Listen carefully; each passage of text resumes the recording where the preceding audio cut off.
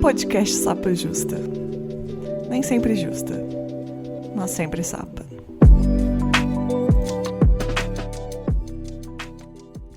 Boas-vindas ao Sapa Justa. Eu sou a Letícia, a host desse podcast, que não sou sempre justa, mas sou sempre sapa.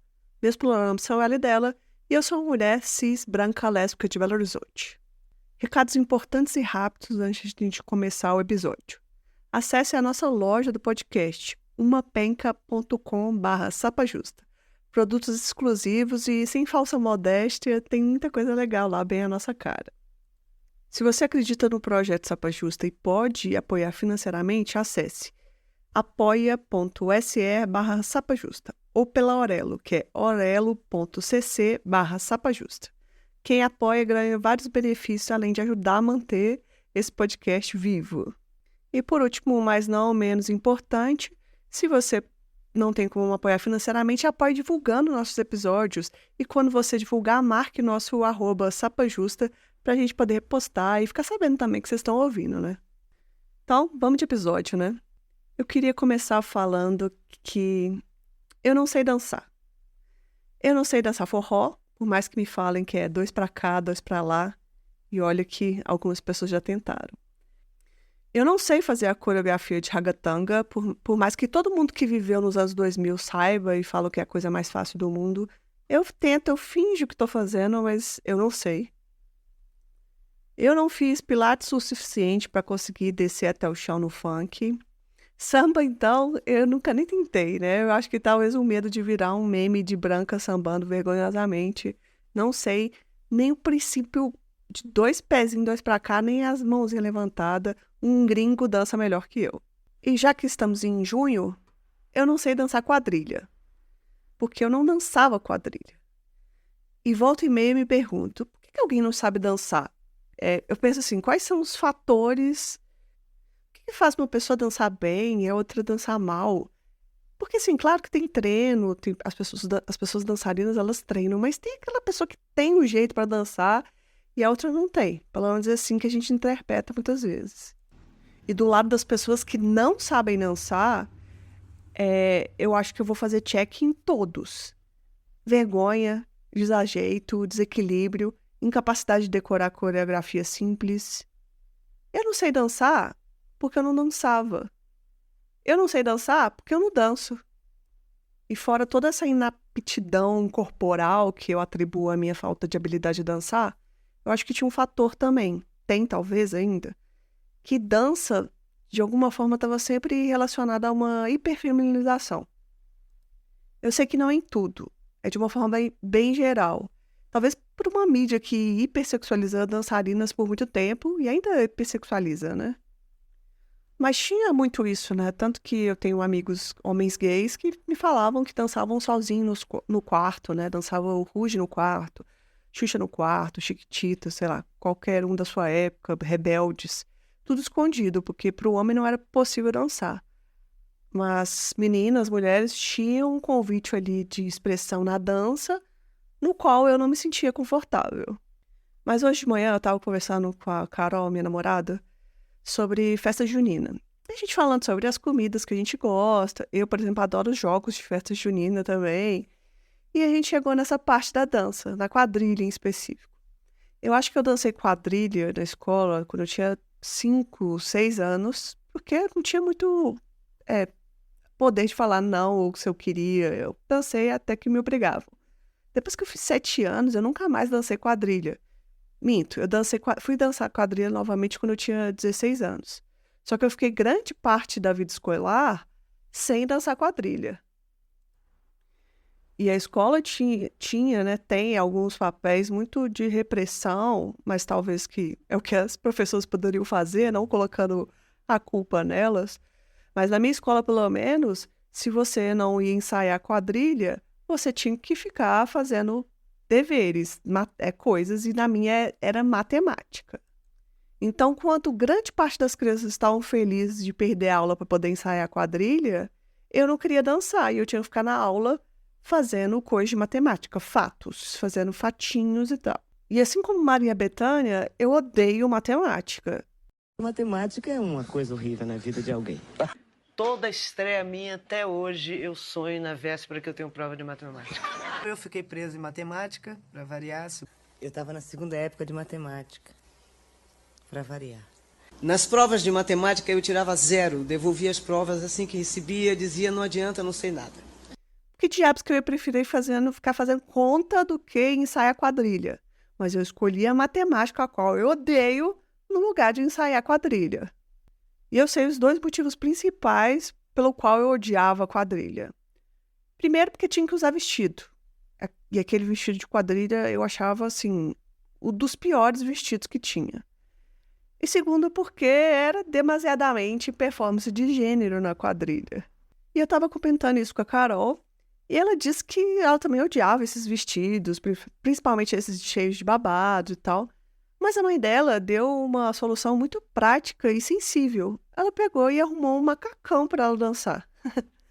Inclusive, ela me mostrou a foto desse macacão, um macacão muito fofo. E eu fiquei contemplando aquela foto e escutando a história que ela me contava, né? E fiquei admirada, porque foi uma solução muito simples, mas que fez total diferença. Isso foi realmente... Ela realmente escutou a filha dela, né? Escutou qual que era a questão da filha dela e resolveu de uma forma muito simples. Eu digo isso numa época, assim, dos anos 90, não tinha nenhuma discussão sobre gênero, sobre aceitação. A mãe dela não fez isso baseada em alguma coisa que ela aprendeu. Foi realmente ouvir a filha dela e falar, então tá, você não quer vestido? Vamos usar esse macacão aqui.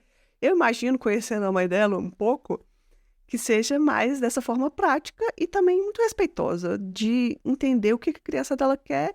Ah, isso não vai ferir ninguém, é o que ela gosta, vamos fazer desse jeito mesmo. Nessas quadrilhas de escola, era muito mais comum os meninos que não queriam dançar, né? E assim, sempre acabava que muitas meninas tinham que dançar com outras meninas. E a Carol estava, inclusive, contando que ela era quase sempre essa que acabava sendo o par de outras meninas. Então, ela estava saindo no lucro, no sentido de ainda não tinha nem que lidar com o menino chato.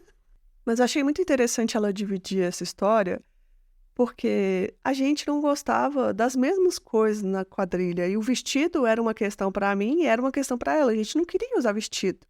E a gente nem entendia, na verdade, muito bem por quê. Eu acho que a minha questão de vestido tinha muito a ver com o fato que me atrapalhava brincar, porque, né, para menina usar vestido era assim, ai, senta direito, não vai ficar pulando, não dá cambalhota. Pô, coisa mais chata usar vestido quando é criança, não deixa a gente fazer nada. Era muito prático, sabe? Dá uma roupa que eu posso correr, sujar de barro.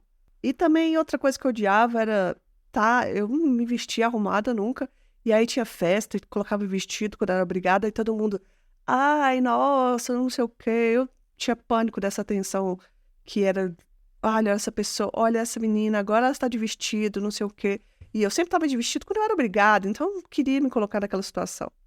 Mas eu gostei muito da história da Carol, porque dá pra ver que com o suporte que ela teve, claro, graças ao suporte que ela teve um aproveitamento muito melhor dessa época, desse tempo.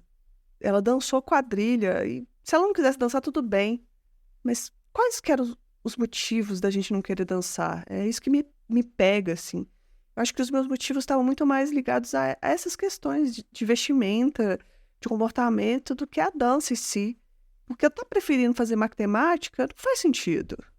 E é um pouco disso, é meio que muito isso que eu penso sobre quando a gente fala de apoio e dê conforto para as crianças LGBTs, para crianças dissidentes das normas heteronormativas, das heterocis normativas, porque às vezes a gente precisa de coisa muito simples nessa época, que está dentro do nosso alcance, que uma criança precisa ali é de entender o que ela quer, e de parar de tratar a criança como se ela não tivesse vontade, se não tivesse, isso tivesse intrínseco no ser humano. Quando eu fui dançar a quadrilha lá com 16 anos, foi porque eu já tinha autonomia para ir de blusa xadrez. Mas talvez eu já tivesse essa autonomia com 12, 13 anos, só que eu já estava tão acostumada a falar desde os 7 que eu não gostava, que eu não gostava, que eu não queria, que eu já tinha perdido os passos, que eu já não tinha feito a caminhada com as outras pessoas. E eu olhava e falava, não é agora que eu vou começar a dançar quadrilha. E isso é o que você passa num ser humano que está em formação. Mas como eu tenho feito essa prática, e vocês já escutaram aqui em outros episódios, que é voltar ao passado, ou pensar no presente, tentar entender o que é meu, o que foi posto, o que eu gosto e desgosto nessa jornada que me foi imposta, no que eu fui dito, que eu mesmo impus para mim, falando, eu não gosto disso, eu não gosto daquilo, e eu não sei mais o que é meu mesmo. E aí eu penso aqui, junto com vocês, será que hoje eu gostaria de fazer uma aula de dança? Eu não sabia nadar até outro dia, até 5 anos atrás. E agora a natação é uma das minhas coisas favoritas da vida. Eu aprendi a nadar, não vou morrer afogada no rio, eu espero. Mas não só isso, eu não só aprendi, como é uma das coisas que eu mais gosto de fazer, falo com tranquilidade. E eu sei que é multifatorial. Eu não vou culpar só o vestido, só a escola, só uma professora, a minha mãe que não me deu uma cacau, porque eu vejo que existe muitas pessoas LGBTs confortáveis no espaço de dança, inclusive sendo um lugar onde eles se expressam com muita liberdade. Mas eu acredito que também deve ter um punhado de pessoas, assim como eu, que ficou ali, sem saber dançar. E repetindo que a gente não gosta de dançar, mas porque a gente não sabe dançar. Será que a gente não gosta de dançar porque a gente não sabe dançar? Será que a gente não gosta porque a gente não dançou? Será que a gente vai gostar de dançar agora? Eu não sei. Fica aí, mais uma vez, mais questionamentos do que respostas. E, na verdade, você, me conta. Você dançava quadrilha? Gostava de vestido? Alguém deixou você usar macacão e foi uma experiência diferente?